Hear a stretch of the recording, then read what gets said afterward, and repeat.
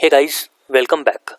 So in the last video, we talked about the importance of learning a recursive function, whereby we saw that there are multiple places where we use recursion very heavily, like tree, graph, divide and conquer, greedy algorithms, dynamic programming, etc.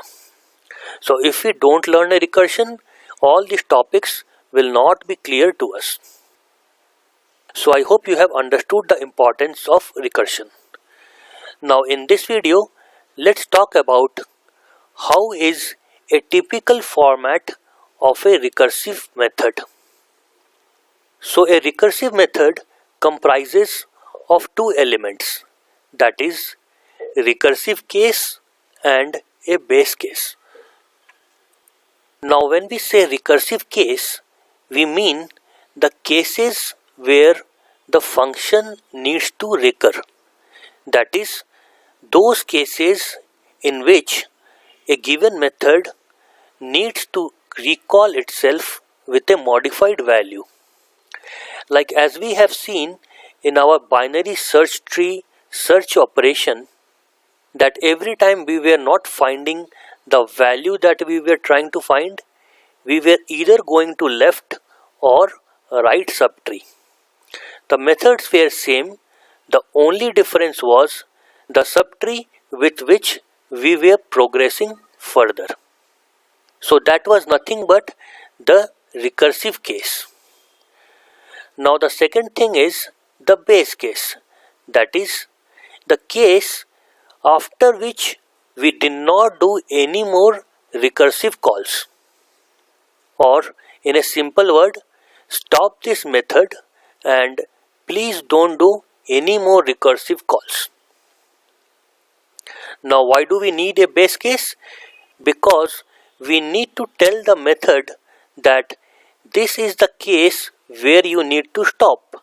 If we don't specify it, then the method will keep going on forever and we will unnecessarily get stuck in an infinite loop.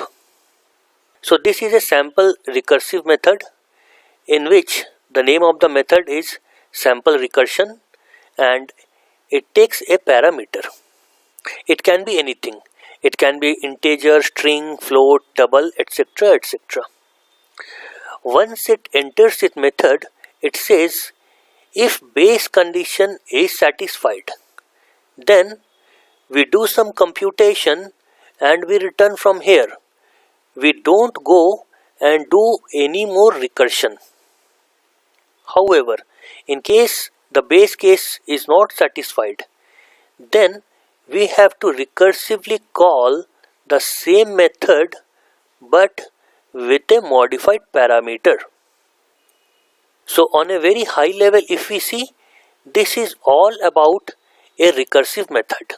We have a base condition and we have a recursive condition. That is all. Fine. So I hope that you have understood the format of a recursive method. Now in the next video, let's talk about how does recursion works internally in a system. Now again, we need to learn it. It's very important, and the reason is that is how we will be able to understand the functioning of recursion in a more structured way. So let's do that in the next video. Thanks for your time. See you in the next video.